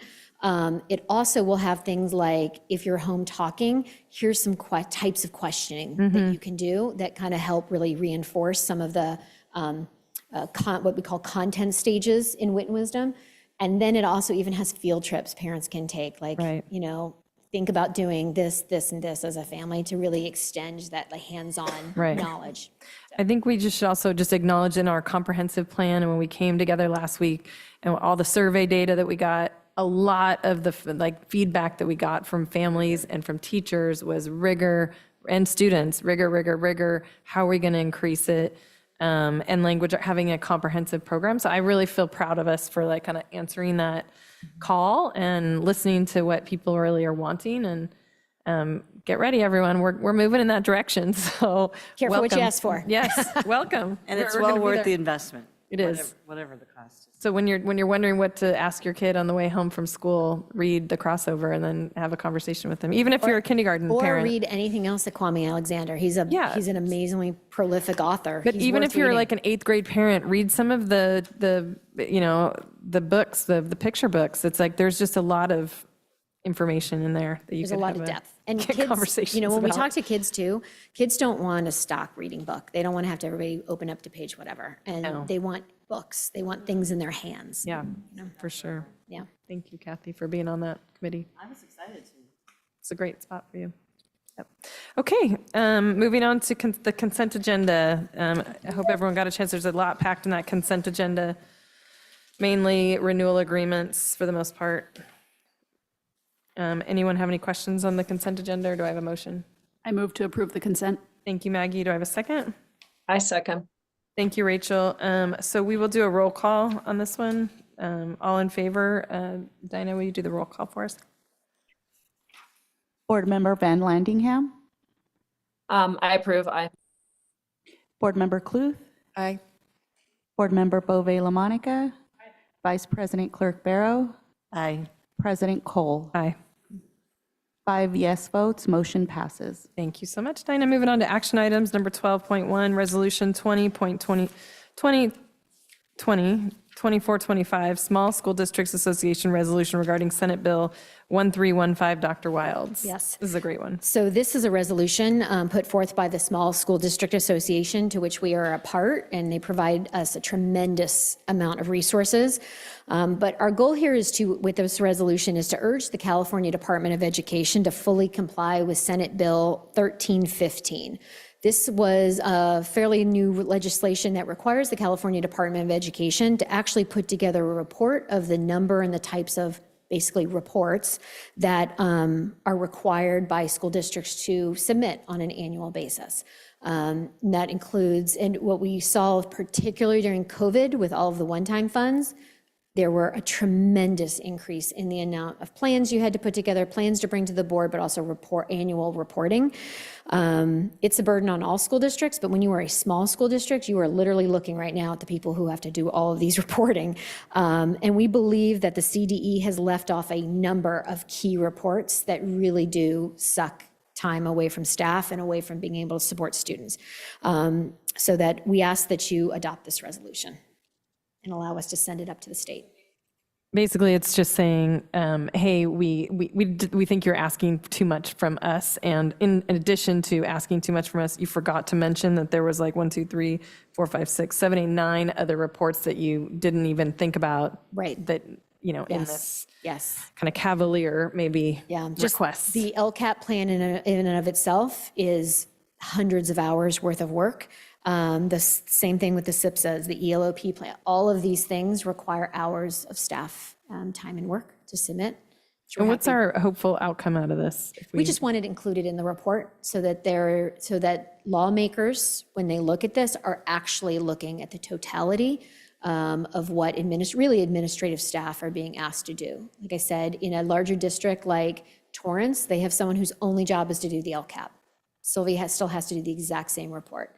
I look at Sylvia because she's triggered by the LCAP right now. Same thing with like the consolidated application for federal funding. Most districts have a person just for that one. Small school districts, the same report has to be submitted, but just a lot less people. And so what are we asking of them? What would we want a law to change? How would we want the law to change? We don't want the law to change. We just want them to comply with it and put all of these into their final report to lawmakers. Okay. That's it. Okay. Can I get a motion? Any other questions? Sorry. No questions. Move to approve. Thanks, Maggie. Motion. Can I get a second? Second. Thank you, Carol. All in favor? Do I need to do a roll call on that one? Okay, go ahead, roll call. Dinah. Board Member Van Landingham. Aye. Board Member Cluth. Aye. Board Member Bove LaMonica. Aye. Vice President Clerk Barrow. Aye. President Cole. Aye. 5 yes votes, motion passes. Thank you, Dinah. Number 12.2, adoption of wit and wisdom, the K-8 GEODS K3 Foundations TK through 3 as the English Language Arts curriculum. Yes, as shared in the presentation earlier, this is an action item to now formally adopt and give us the green light to purchase the Wit and Wisdom curriculum in grades K through 8, GEODS in grades K through 3. We've already purchased foundations, and that's something we've already done, but it never got taken to the board as a formal adoption. So we want to bring it forward so that all 3 are part of our legal compliance. This is an 8-year adoption, and staff recommend you approve this action item. Can I get a motion? Or any motion to questions? Sorry. approve. Oh, thank you, Carol. Can I get a second? Thank you, Kathy. All in favor? Dinah, would you do the roll call? Member Van Landingham. Aye. Member Cluth. Aye. Member Bove LaMonica. Aye. Vice President Clerk Barrow. Aye. President Cole. Aye. 5 yes votes, motion passes. Thank you, Dinah. Business 12.3, the consultant service agreement for project management, Dr. Wilds. Yes, so this is a limited consulting agreement to secure services of a construction project manager to support our few remaining Measure S projects. So we've got HVAC replacement for about 10 units at Valley, the current repairs that we want to do this summer on the View HVAC system, as well as the Vista Turf project. This agreement is a not to exceed amount, and hours will only be utilized as needed for those individual projects. Staff recommend you approve this agreement. Anybody have any questions? Nope. Okay, can I get a motion? So I'll moved. motion. Thank you, Kathy, and I'll take the second from Rachel. Dinah, can you do the roll call, please? Member Van Landingham? Aye. Member Cluth? Aye. Member Bove LaMonica? Aye. Vice President Clerk Barrow? Aye. President Cole? Aye. 5 yes votes, motion passes. Thank you, Dinah. 12.4, agreement, Hermosa Valley HVAC installation services with Retrofit Technology LLC. Ms. Montalvo. Thank you. The Hermosa Beach City School District is committed to maintaining safe and effective learning environments. To support this goal, the district identified the need to replace 10 units, aging HVAC units. 7 firms submitted sealed bids and did a public bidding on April 23rd. Following a thorough review, Retrofit Technology LLC was identified as having submitted the lowest bid and most responsive. A notice of intent was issued on April 24th. The recommendation is that the agreement for the Hermosa Valley HVAC installation of Retrofit Technology be approved. Anybody have any questions? I have one, but do you have any questions? I don't. Rachel, you have any questions? No, ma'am. And just to confirm, this is the company that's going to take all the units and put them, make them all work together, like, No, this is the units that we're placing at Hermosa. We bought the units early because we knew there would be a Okay. lag time. Yep. So we separated the buying of the units, and this is just the service to install those 10 units this summer. They are installation on locations at Valley. We do not believe where roof lines would be impacted by future construction. okay. And they will work with our current system? Yes. Yes. Yes. And that was a big deal, Yeah. Yes, they're like for like. like for like, okay. All right. Can I get a motion, please? So moved. Thank you. Second. Thank you, Maggie and then Kathy. Can I get a roll call, please, Dinah? Member Van Landingham? Aye. Member Cluth? Aye. Member Bove LaMonica? Aye. Vice President Clerk Barrow? Aye. President Cole? Aye. 5 yes votes, motion passes. All right, moving on to 12.5, the purchase of the Heartland Solution Software and Hardware. Ms. Montalvo. Thank you. We're really excited about this purchase to move away from Meal Magic. Heartland provides a robust system. The system provides managed meal applications, ensures compliance with state guidelines, provides a user-friendly point of sale. So we're really looking forward to implementing this system and having it up and running by July 1st. The recommendation and the agreement for the Hermosa Heartland is recommended, and this is coming from a KIT grant. So I wrote a KIT grant 2 years ago and got $125,000, so that's what we'll be paying for it. Well, that's exciting. Thank you. Yeah. You're at 4 A's today. Almost super straight A's tonight. But can I just ask a question about, are we getting this up and running just in case we lose any federal funding for meals? Yes, it has both applications. So it has a free and reduced side, and it also will have a point of sale that can integrate with Power School and My School Bucks. Okay, so potentially, we don't know yet for sure. Yeah. I mean, it varies every day.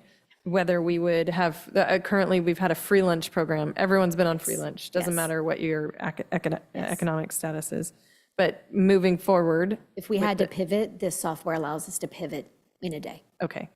And parents should know that if we had to pivot, potentially, then if they were going to get lunch at school, they would now have to pay for it, potentially. Potentially. Okay, Unless they qualify.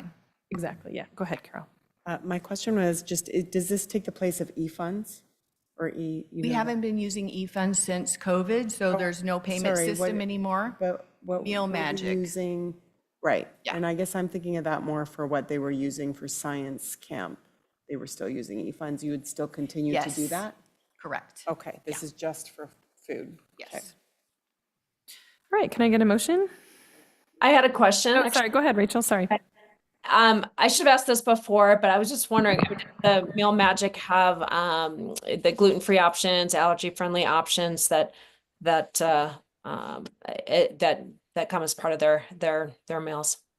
So if they want a gluten-free option or they require a special diet, there is a form that they have to fill out. That form has to be turned into the district, and then we turn it into our provider, Torrance Unified, and we'll be renewing their contract tonight, or we already did. So it's a process. We don't automatically serve a restricted diet or gluten-free. They have to submit a doctor's note. And once they've submitted that, like the folks that we know that are diagnosed as celiac, it's not that it's just the process has to be followed. It's not that there's a chance it could be rejected. Not typically, no. Yeah, We've had, we don't have any students on special diets this year. We have in the last 2 years, though. So a specific meal comes to the school with their name on it. It's kept away, it's separated from all the other meals in the refrigerator. And to be honest, I don't think a lot of folks know that. As you know, my son does have celiac disease and we pack his lunch. Well, I have to admit, my husband packs his lunch every single day because I didn't think we had the option to even request something for him at school. And that's bad on us for not asking, but that's wonderful to know. And if we could help maybe when we transition and again, remind parents that does exist. So thank you for that. Yeah. You're welcome. Yeah, thank you. Okay, can I get a motion? Thanks for asking that question, Rachel. And I'll motion to pass. Thank you, Rachel. Can I I'll get- second. Thank you, Carol. Dinah, could you do the roll call, please? Member Van Landingham, Aye. Member Cluth, Aye. Member Bove LaMonica, Vice President Clerk Barrow, Aye. President Cole. Aye. 5 yes votes, motion passes. All right, we've got a few more here. Consultant agreement for special ed services, Ms. Gleck, 12.6. The district has identified the need to conduct an assessment for a student requiring specialized evaluation. It must be done by a licensed audiologist. We do not have a licensed audiologist on staff, so it is recommended that the board approve the agreement for the consultant to do the assessment. Thank you. Anyone have any questions? All right, can I get a motion? Thank you, Maggie. Can I get a second? Second. Thank you, Kathy. Dinah? Member Van Landingham, Aye. Member Cluth, Aye. Member Bove LaMonica, Vice President Clerk Barrow, Aye. President Cole. Aye. 5 yes votes, motion passes. Thank you. 12.7, purchase of technology equipment, 200 Chromebooks through the California Multiple Award Schedule, contract number 3-24-05, 1014. Mr. Hernandez. Good evening, Board. It's recommended that the Board of Education approve the CMAS purchase of 200 Chromebooks. The Hermosa School District continues to prioritize student access to technology to support the infrastructure programs, digital learning, and state testing requirements. To maintain the one-to-one device ratio in the middle schools, we want to replace the equipment. The district is proposing 200 ASUS Chromebooks. Are there any questions? Rachel? So do we insure each of those or do parents take on an insurance responsibility for each individual Chromebook? We are building that into our student store, and that will be a funding that they can donate. Yeah. Or Rachel has not been a practice in the past, Correct. but we would like to implement that for the 25-26 school year, to allow parents to take insurance.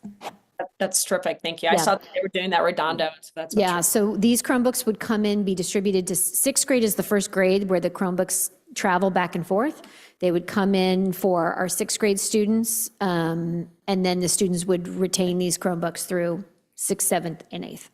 Go ahead, Maggie. Thank you. How does that work if a family wasn't able to afford insurance? They don't have to have it.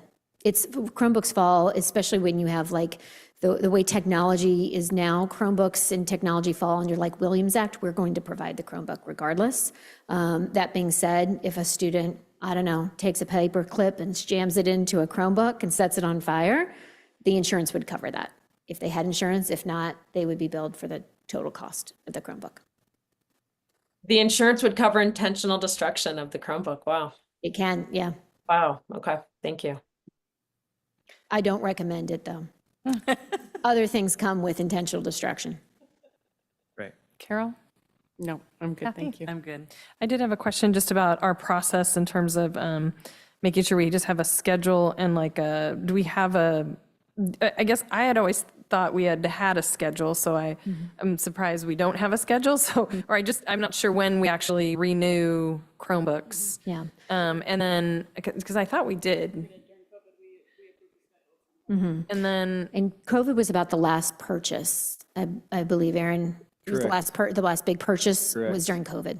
Yes. Okay. That was the last big purchase. and then at least my two kids have Chromebooks that seem to have identification Yeah. things. It's just all like a process when you go to like, when they go to school to register, they Yes, get their Chromebook, exactly. they Correct. check it out.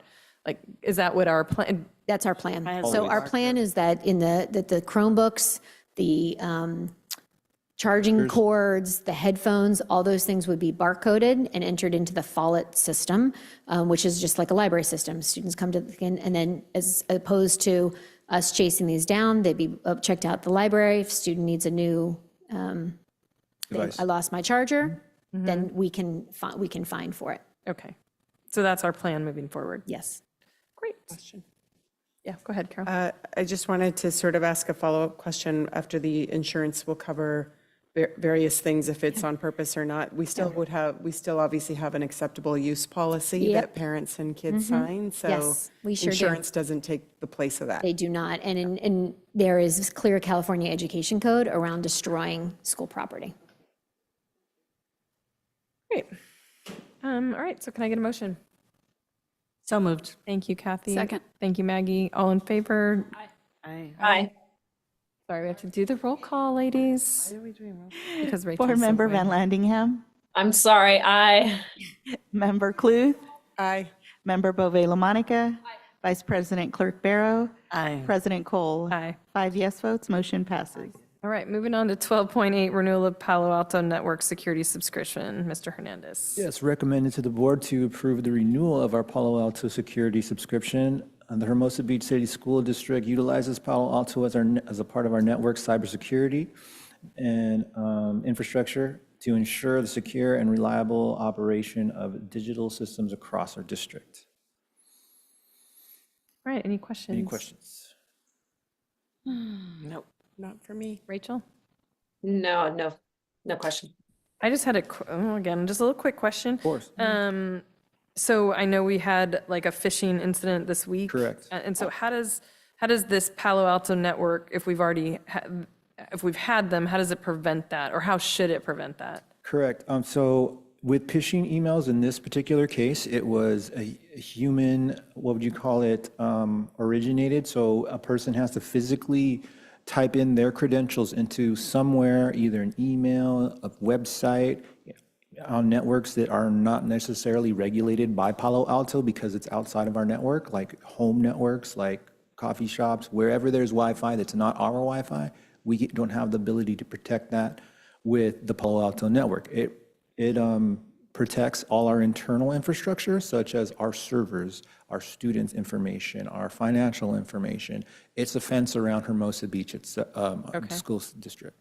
So if a staff member takes their computer home or uses their anywhere outside of the fenced area, Correct. then this does not work. Correct. And so what do we do in that case? A couple things. One, we can increase our two-factor authentication, right? Which that is in place, yes. Yeah. It is, So if you're logging onto a network that is not a Hermosa, forcing a second factor authentication, that could be one thing. Okay. We also talked about doing a more frequent, for lack of a better term, the great password reset. Passwords need to be reset in a much more frequent manner, which can be a little bit of a pain, but we can do a forced reset where we push out district-wide. That can be something that we'll be putting into place as well. Okay. Dr. Wild, I was gonna, just to jump in on that, I know just at my academic institution, we have, even though the training is painful, we've got periodic training, we have to update our emails, but the training is a reminder of how to identify what is a fish, or what is called the phishing expedition, what not to do. And I think those they're important, as painful as they can be to have to do them. But we're denied access to our network if we don't get the training done on time. So, but it's been able to improve the security of our network. Yeah, and Mr. Hernandez and Jorge went out at the beginning of the year and delivered that training to the beginning of directly to every staff at the 3 school sites, which I do believe helped people not, because we got immediate emails from folks saying, "Hey, Paula, why are you sending me a DocuSign?" Right, those kinds of things. So they were able to recognize it. Those are good suggestions, Rachel. I feel Yeah. like, I mean, we all know the future we're in, which is this is going to happen. This happens every day to somebody in our little network here. So we probably have to beef this part up. Yes. Especially when it can happen so quickly. Okay, so I guess we need an approval. Motion to approve. Thank you. Can I get a second? Second. Maggie, thank you, Maggie. So we got Rachel, Maggie. Can you do the roll call, Dinah? Member Van Landingham? Aye. Member Cluth? Aye. Member Bove LaMonica? Vice President Clerk Barrow? Aye. President Cole? Aye. 5 yes votes, motion passes. Great. Thank you, Dinah. 12.9, classified employment transaction for new position and revised classified salary schedule for TK instructional aides. Dr. Wild. Yes, so the next three items are what we call HR cleanup. So this action is an HR cleanup to ensure we have job descriptions for our transitional kindergarten classroom aides.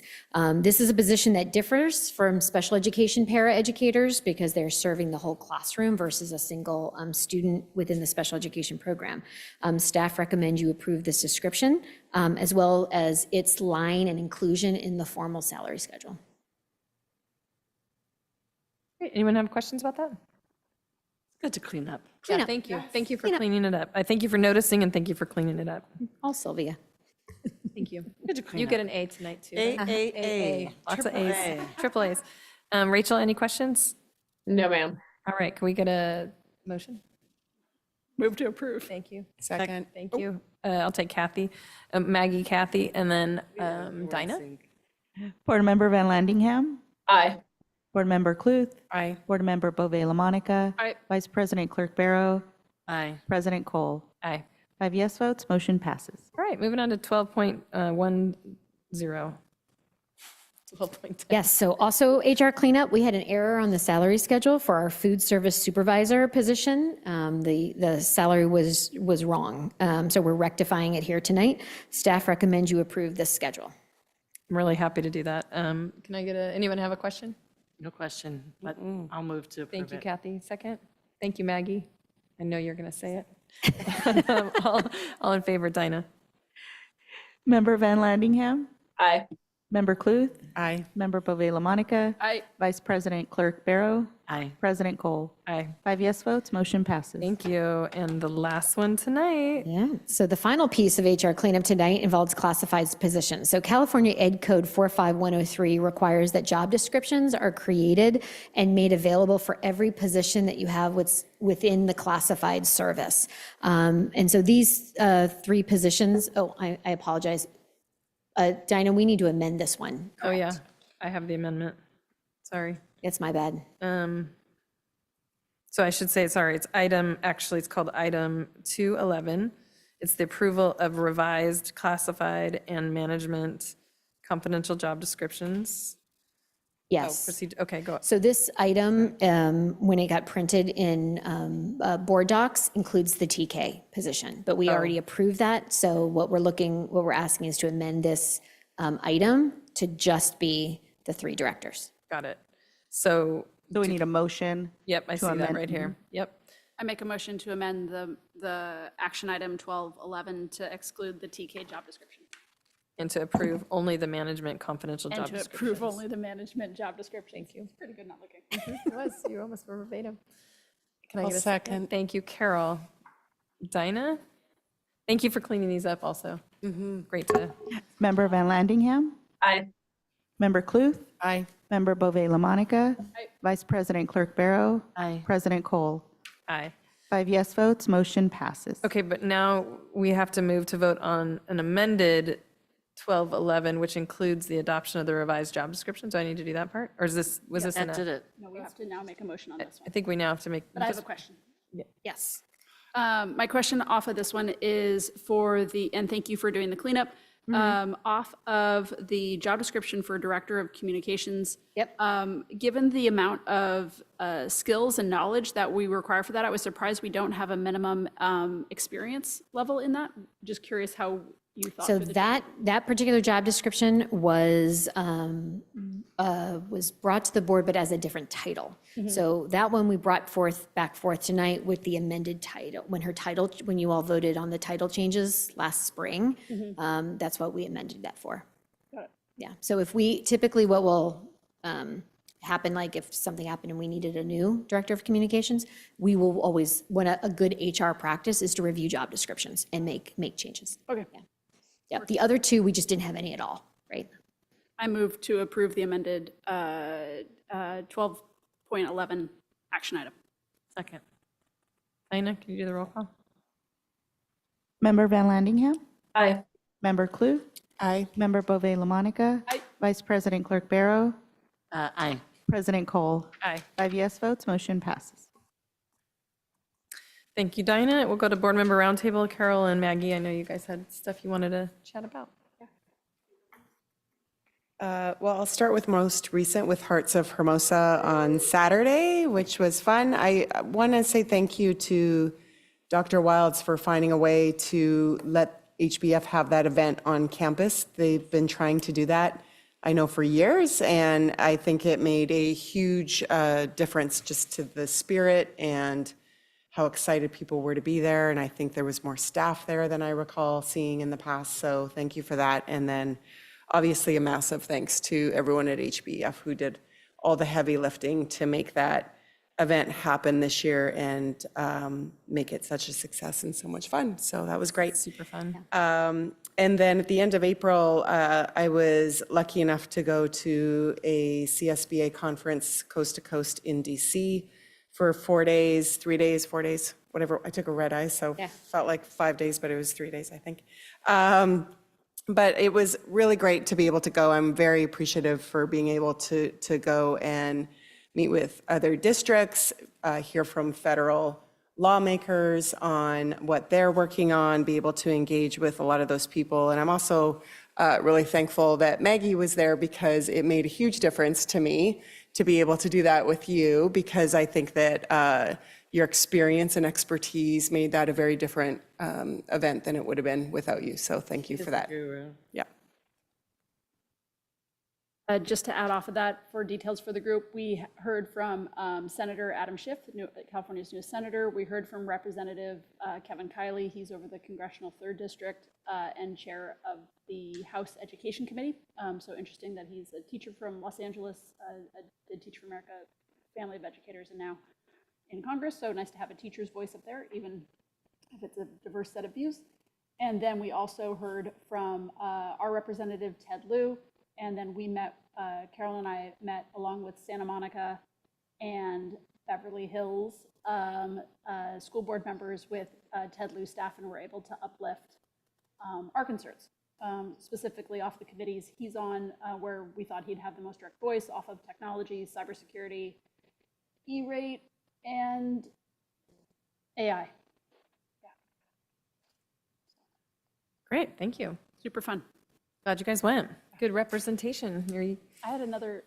Yeah, feel free. Go ahead. I was just thinking, I couldn't find the governance calendar in my files, but we should have a report out of when the technology thing happens. So I know it does happen on a schedule. Jen and I were like muttering over here of when that happens. So I was hoping we could come back with that information of when our next tech presentation is. Yeah. I'm going to just build off that too, is that I know we went to that AI conference and would love to know kind of what I just can't remember what our next steps are on that.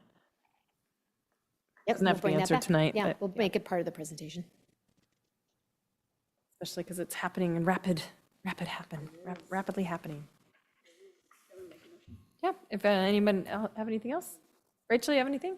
I just want to piggyback off of what Carol said. Hearts of Hermosa was outstanding. It was, I mean, the tangible difference in quality, fun, support from the community by having it at, showcasing and showing off our schools was off the charts. And the hard work of so many people. And I had, just the privilege of being over at Resin, and to thank Raphael McMasters for showcasing our students' art at Resin the night before, which was part of it. There's so many moving parts to Hearts of Hermosa outside of just actually physically putting it up and getting the sponsorships, et cetera. It was, now that I'm seeing everything that goes behind the scenes, I'm just amazed it gets done and gets done to such quality. So a huge thank you. And I really hope we get to have it again there next year, but maybe a little quieter after 10. It was an incredible night. I agree. And the art was like just so incredible, so beautiful. Everyone kept saying how they felt like it was like top-notch art, especially. Great theme. I think people really rallied behind the theme. And thank you to the dads. It was a Hermosa Dads. They called the Dads. What's the country band that played? I think it's called the Dads. Something Dads. Something Dads. But anyway, they were awesome. Amazing. Yeah, very good. We appreciate it. and all the hard work. On that, Make a motion to close. thank you, Maggie. Anyone second? Thank you, Carol. I'll second. Thank you, Carol. And Dinah? Board Member Van Landingham. Aye. Board Member Cluth. Aye. Board Member Bove LaMonica. Aye. Vice President Clerk Barrow. Aye. Vice President Cole. Or, I'm sorry, President Cole. Aye. And Five yes I'm votes. excited to have the new principals getting started with us. So here we go. Thank you. Night, everybody. Night, Rachel.